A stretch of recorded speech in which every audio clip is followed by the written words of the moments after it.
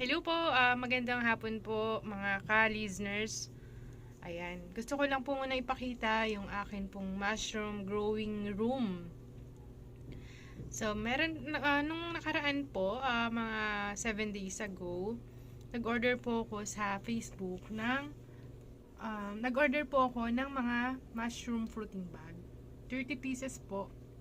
Kasi isa po sa mga pangarap ko one day is magkakaroon po ako ng mushroom farm. Pero dahil wala pa naman po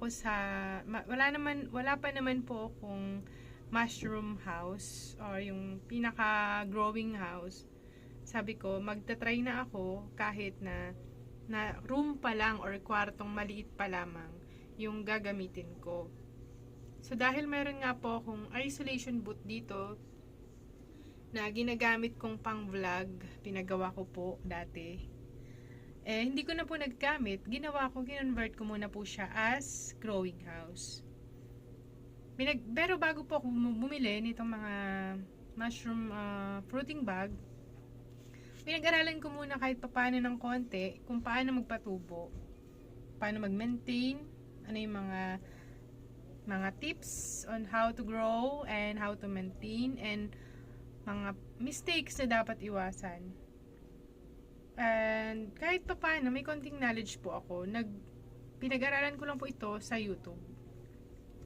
By the way, kung gusto niyo pong bumili ng fruiting bag, sa Shopee meron po. Click nyo lang po sa description nitong video.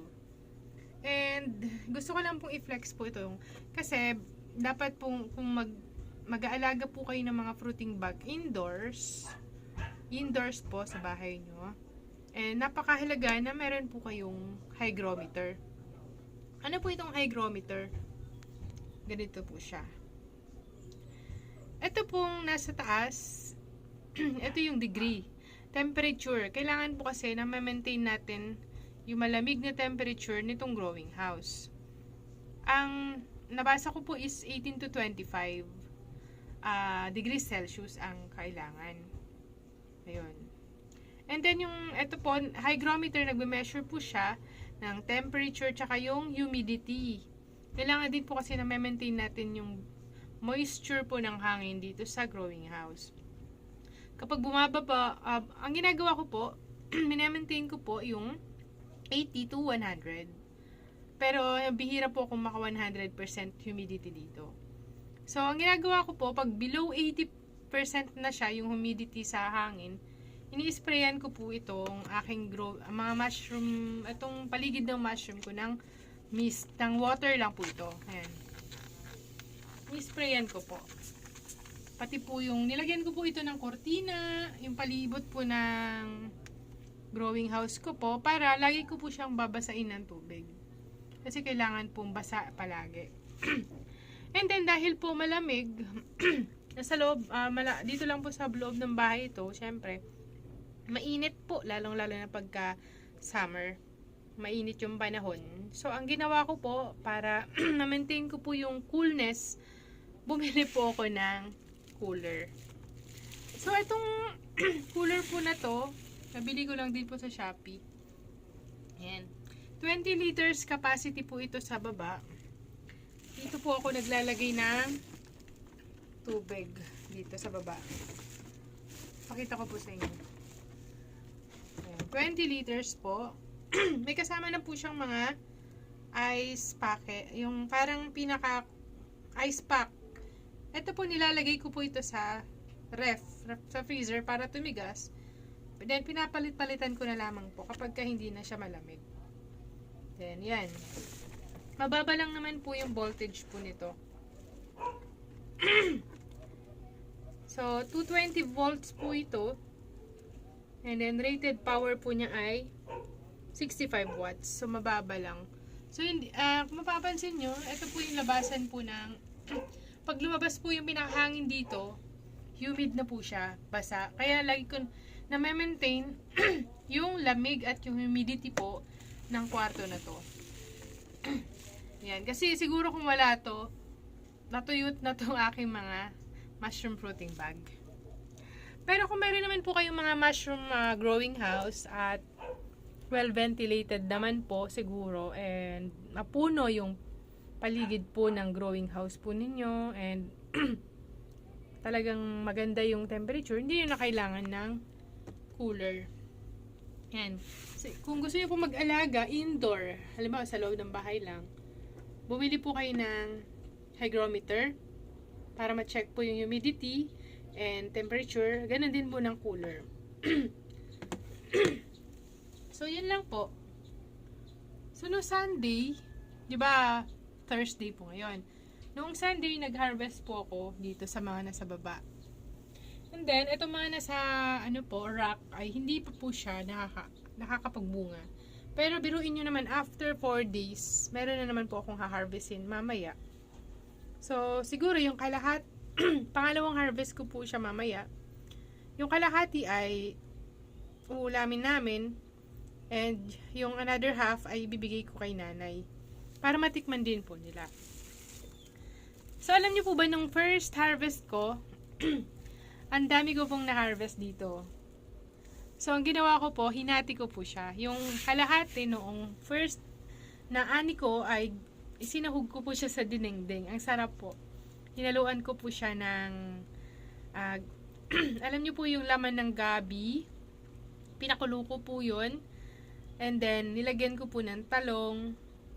At nilagyan ko po siya ng, ano pa ba yung nilagay ko? Talong, gabi, at malunggay, dahon ng malunggay. Tapos, etong yung kalahati ng mushroom, napakasarap, grabe.